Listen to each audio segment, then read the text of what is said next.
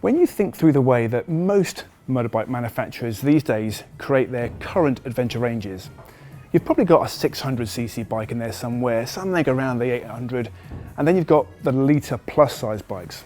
Now, KTM don't like doing things the traditional way, so their current adventure range are all litre plus size bikes. You've got your 1050 Adventure, which you can ride on an A2 licence. You've got the 1190 Adventure, and if you want something that's a bit more off-road oriented with a bigger front wheel, you can get the 1190 Adventure R. Then in 2015, they introduced the 1290 Super Adventure. But the question is, how super is super? Does it really mean that this bike is super, or is it just big?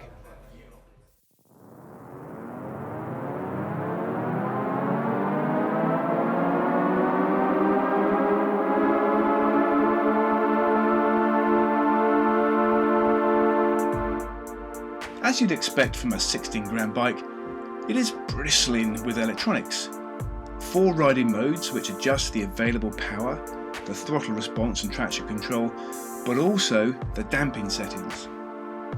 And KTM's cornering ABS allows the rider to rely on it even when you're cranked over having a chat with the tarmac.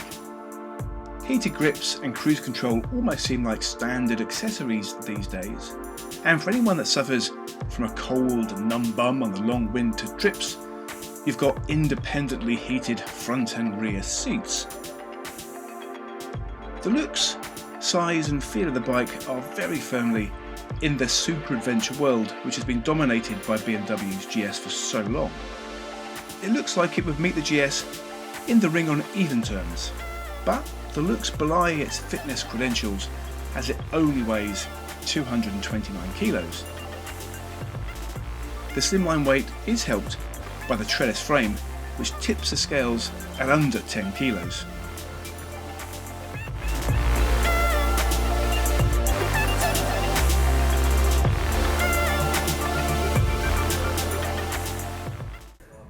When you get down to basics, this is a bigger bike. You get a 300-mile tank range and you get 10 more horsepower out of that slightly bigger engine than the 1190 Adventures. But there's a lot more to it than that. And our friends at the KTM Centre in Hemel Hempstead have invited us down to their new showroom with lots and lots of shiny metal to take it out for a test ride. Whilst I go off and get ready for the ride, I'm going to let Tom show you some of the best bits.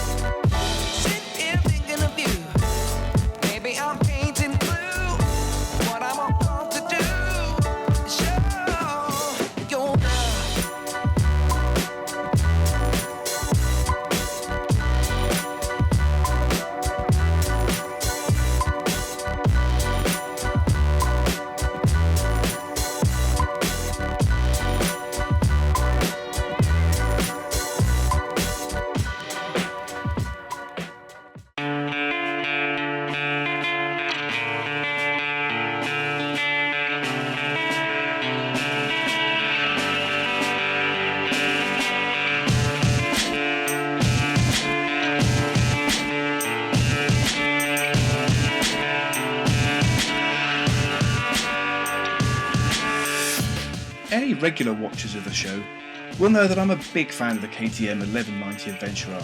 It's my own bike of choice, but they'll also know that I really love the latest water-cooled GS 1200 Adventure. Very different bike serving different sides of the same adventure travel coin. On the face of it, the 1290 Adventure is squaring up firmly against the GS. It doesn't need to have off-road riding as its premier capability because the 1190 Adventure R does that perfectly well.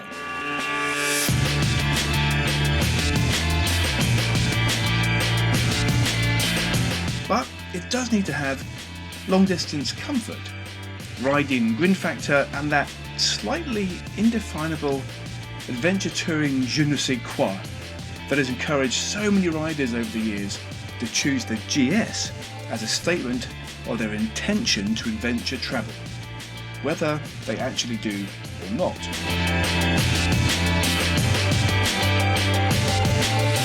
Right, first impressions of the 1290 Super Adventure, and you can't help but make a comparison against the BMW GSA because they're both in the same league. And as soon as you pick it off its side stand, you can feel the difference in its weight, because it's about 30 kilos lighter.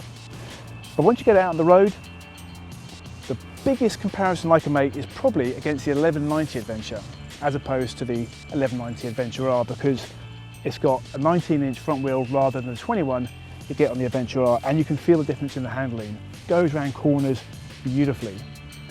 One thing that really struck me was the active suspension. You could feel the difference between comfort and sport, and I was playing with it as I was riding along.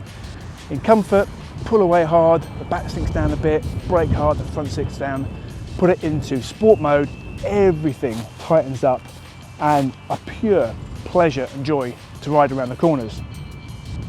But I did want to mention the looks. Now, we've had quite a few people write in on Adventure Bike TV saying, oh, looks aren't important, it's about how it rides. And that is true, it's got to ride well, but I've never fallen in love with a bike that I don't love the looks of as well. I need to walk out the front door of my house, look at it, and it put a smile on my face. I'm not quite sure this does that. We have had people, well, we've had one person write into Adventure Bike TV and say, we haven't really given a review where we talk about what it's like to be a pillion on a bike. So, Tom, yeah, how does it feel? awkward. There is a heated seat at the back.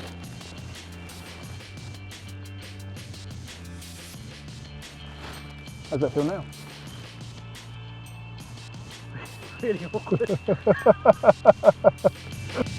KTM's latest 1.3 V-twin from the Super Duke R sits at the heart of this bike.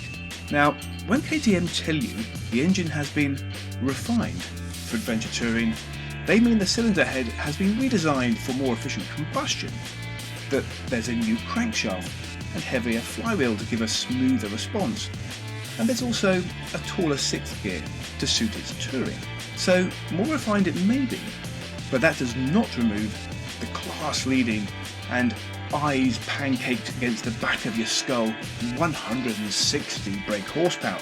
I know there are some out there that ask the question, why do you need so much power in an adventure bike? Because it makes it so much fun to ride. That's why.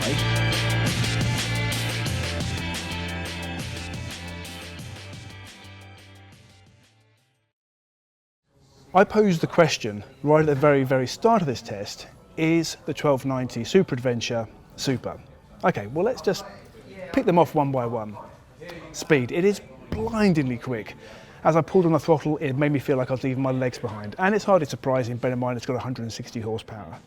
Handling, I thought it handled sublimely, and that's really helped by the semi-active suspension, which I think is the best I've ever ridden.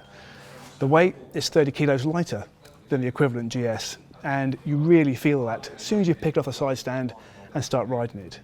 And comfort, it is really comfortable, and with the heated grips and the heated seat pad, which is a little bit odd, but really comfortable on a long trip. In terms of the looks, I loved it from the side, I loved it from the back. From the front, I'm still not convinced about those spotlights. But I guess the big question is, if I had to choose between this and the GS to put it in my garage, which one would I choose? Now, despite the fact that for a long distance tour it's chain drive rather than shaft drive, I'd still choose the KTM. And that is high praise indeed, because you remember just how much I like the GS.